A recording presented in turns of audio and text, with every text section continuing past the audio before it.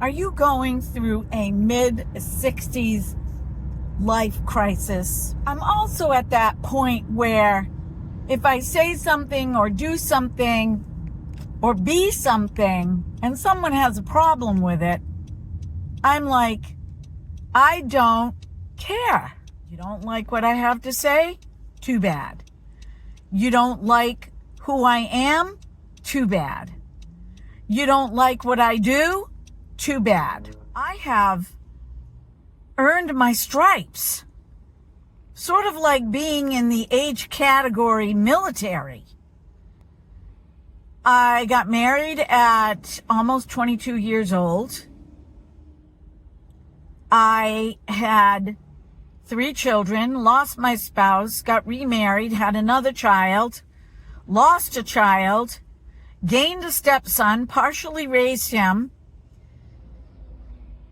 I work a job that I took on that fit the needs of my schedule raising my family. And for some reason, I feel like I'm being penalized for that. It worked for me for so many years, and here I am at the age that I'm at. And I literally have reached that point where I honestly don't care what other people think anymore. In fact, this adage that if you speak about the fact that you don't care means that you care is baloney. Because the reason that I'm doing this video is so that other women in my position, or men even, will understand that it's okay to get to that point of not caring. And in your mind, living your best life. Because there's always going to be somebody that has something to complain about as far as you're concerned. And if you look at your life and you think, well, you're in with 99% of the country right now, or even 99% of the world. The other 1%, they've got it all. And these people that think that they're going to be set for life financially might end up finding that they're not. So the future is not secure for anyone. Given the fact that the global climate is a mess, and it doesn't take a rocket scientist to see that. Just go to the grocery store, right? But I really felt like I needed to come on to say this because I feel like we women who have given up so much for our partners and our children, we've given of ourselves in ways that I don't really believe would have been given up for us. We need to hear from someone that it's okay to go through a mid-60s midlife crisis. Because at this point in time, you have figured out how not to care. And when somebody gives you crap because you're making the choice to be available to you, and they don't like that, oh well. Some may call this being narcissistic. Some may call this being egotistical. Some may call this as being non-caring. Give me a break. You've done all the caring. Where has it gotten you? Seriously, that's the question you should be asking. Where has it gotten you? Are you in a better spot? Or are you in the same spot, negating yourself for who you are because of it? Which is why I started a YouTube channel. I wanted to let you all know that you mean something. And if you don't mean something to anybody else, for Christ's sakes, mean something to yourself. Go the distance for yourself.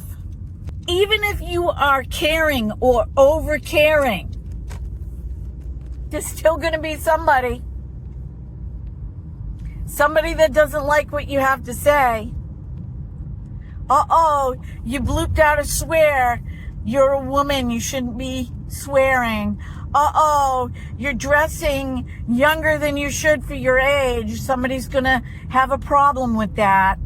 The people that love you are going to love you regardless of who you are right now.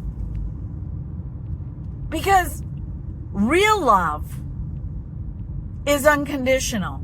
Real love does not put stipulations on you. Real love is there for you. And I think that in the society that we live in now, the younger generation is adept to this. They understand that people get involved in relationships for all kinds of reasons, except the one reason that really matters: unconditional love. And the door swings both ways. If you're the person that's always giving unconditional love and you're not getting anything back, look at that. If you're the person that's doing all the listening, but you're with somebody that never wants to listen to you, look at that. But at least you're making an informed decision, right? If you decide, you're going to stick it out, at least you are making an informed decision if you look at it. Because maybe you feel like you are enough with who you are, and it doesn't matter either way. And that's good too. So I feel that there comes a time in everyone's life where there needs to be a value in the person that you are, for who you are, as you are. And most of that will come from you. It's not going to come from other people. Really, words are wonderful and they're beautiful, and we want to hear those fluffy words. But it's the action that matters. And if you've given up 3/4 of your life to other people, and you're seeing that you're not really getting anything back from those people that you've given up for, well, you've got to give it to yourself. And be prepared to hear they are emotionally unavailable, or they're overbearing and way too strong. My gosh, can they be any more bluntly honest? I don't like that. I really don't like being around him or her because I don't like what they have to say. That's not who they used to be. Well, you're right. They didn't used to be that way because they were having to put their tentacles out in a million different directions, losing themselves, and now they've found themselves again. But they're better. So, if you are going through mid-60s life crisis, you aren't alone. You are not alone. This is where you look for love, not in all the wrong places. You look for love in all the right places. Right in here. So, my friends, these are my thoughts for today. If you like them, give me a thumbs up. Subscribe to my channel where I put on makeup, I do card readings, things. I talk about spiritual things. I talk about life things in a way that I hope you can understand. But some days, we just gotta be blunt. We just gotta cut to the chase because not everybody hears what we have to say unless we do. Okay, friends, love ya. Take it easy.